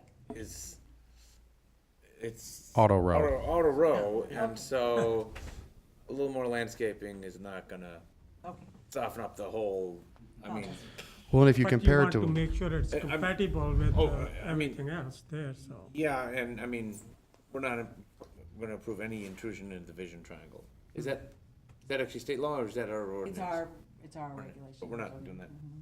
But I think 2 cars, I think it's okay, or? I think it's fine in that spot, I don't. I don't see it as a Hey, problem it's- either. I don't see it as a you guys are the problem. boss. That's fine. Throw a few shrubs in front or something, I don't know, it's a car dealer. It's not like we're trying to screen that from That's- traffic or other Right. land uses, they're all car dealers there. Okay. Okay, other questions now? Dan, you have Put one of some those car vending questions? machines up there. yeah, I was thinking Okay. like a girl in a bikini, Wayne? actually, but, No, no, I'm kidding, Danny? okay. My only question is, when you do have the trucks dropping off, is there enough turning radius on the plan trucks? How do you plan to accommodate? The area, Hear that? I didn't catch that, I'm sorry. The turning radius for the trucks jumping off? Yeah, so the bigger trucks that are coming in and The picking carriers? up, dropping off, whatever you're transferring around. The driveways we're using are wide, and we use them at our other location, and they're the same width. And again, what I'm probably gonna do, to be honest with you, is unload them where I'm unloading them now at the other location, is my goal. Not that will happen maybe all the time if they get in there real easy and that works, but I'm gonna do it whatever easiest and safest route. It's hard to know till once you're there, what's the best, even every location I've had where I thought we were gonna unload them didn't usually end up being exactly where we unloaded them, you know? Because the drivers are real careful too. They want to be safe because they can easily, you know, get killed if they are unloading the cars in the wrong spot. So I don't think that'll be a problem getting in there. I really don't. It's wide enough. We've been able to do it at other locations, but I'm not committing to this. But what I think the best solution for that is, if I can, is just unload them at the old location, because there's hardly any traffic down there. You know what I mean? I really don't want to unload them in the main lot if I can unload them over there. It's just safer, you know? I have one question about the trade-ins that you're talking about putting at the old location. Mm-hmm. I've seen other car lots in the area with some of their trade-ins in their back lot, and they don't look so great, and you don't have a real great place to park them over there where. Well, here's what. That they would be screened and not just become an eyesore. Well, there won't be an eyesore in our situation. If you look at our operations, the trades only sit there for like a couple days. My sister owns the Greater Milwaukee Auto Auction in Milwaukee, and she comes and picks them up right away. What a lot of dealerships do, and I don't know why they do this, I wholesale my cars every week. What a lot of dealerships do is they'll let store up 50 cars on their lot and run them through once a month. I don't do it that way. I get rid of them every week. I want the cars out of there. I don't even want them sitting there for a day or anything like that. If I can get them out as soon as I can. I don't have cars sitting around, but just because we're utilizing this whole site is the real reason I need that space over there. But the cars that I do get in that are not resellable or not nice cars, we pick those cars up within 24 hours of when they come in. My sister, and I'm one of her biggest accounts, because we sell between both stores about 250 cars a month, and I can get 5 or 6 cars real quick, and I want them out of there because we utilize our space so well. But what you're seeing is, I won't say who, but dealerships that do that, for some reason they let them build up to 50 or 100 cars on their lot and then wholesale them all at once. I don't think that's good for business, because when you have less cars going through the auto auction, you have more buyers, so they bring more money for those cars. So I have business reasons for that outside of the cars not being there. When I sell them every single week, on average, I think I get more for my cars than if I held up 50 or 100 of them and tried to sell them all on the same day to the same buyers. Because everybody, dealership, like there's dealership in Milwaukee that buy all these old cars and resell them, but you know, this dealership could be busy this week they're buying nothing. So if you spread it out, you've always got buyers for certain cars, but if you have too many, you saturate the market when you're auctioning them off. So there won't be cars like sitting there, tacky cars like what you're thinking. You won't even notice them. They'll be in and out of there as fast as they come in. Literally 24 hours, they'll be out of there. That's my philosophy on doing business. But there is dealers that I know what you're talking about that leave them sitting around, and some don't. Like I don't see Bergstrom does not do that. I don't see Middleton Ford. I don't see that. Shep Motors on that back lot there, he always has a lot of old cars, and I don't know why they sit there as long as they do. But the trick is to get them out of there. And most dealers know that philosophy, you know, but everybody's different. So that's just how I feel about it. From your spot there's no good place to hide them, so you have to get rid of them right away. Otherwise, I have that problem. Yes, I have that problem in both locations too. I just get them out of there. I don't even want them sitting there. You won't even, I'll want them out of there before you'll even notice they're there. And I'm not kidding you when I say that. That's a good point, Dan. That's because you don't want it to be an. You don't want old cars sitting there. And it makes your operation look not as good too, in my opinion. People want to see nice cars, and they don't want to see the old crappy ones that people traded in that, you know, are worn out. Okay, so where are we now? Well, if you agree with the list that I have, except obviously not the car display area. Except ensuring that the vision triangle. The vision triangle. Requirement is met. And then also engineering staff, because again, they've been swamped with outdoor projects. They haven't had a chance to review this. I think they did review it once, but they haven't reviewed the revised one. I can tell you guys are busy all over town when I see all these projects, so I get it totally. So the motion would include all those things, whatever motion you want to make. So you think we have provided enough input, we don't really want it coming back here, right? I'll move approval subject to staff recommendation, resolution of staff recommendations, accepting the issue related to the display island, only limiting that to the vision requirements. And the engineering comments. And the signage is coming back. Signage, yeah. Signage is coming back. Second. And an agreement with terrace trees? Yeah. That's right, the addition of terrace trees. And approval of the CSM. Yes. That was a community. I'll second that motion. It looks like we almost have motion and seconded. So you have any other, well, you will, whatever the other comments which you might have, deal with them and, any other questions or I think it'll look comments? nice. Thank you so much. Okay, all those in favor of the motion to approve with, all various conditions, say aye. Aye. Anyone opposed? So the motion passes. Need a motion to adjourn. Motion to adjourn. Okay, we are adjourned. Thank you, Seconded it. everyone. Okay.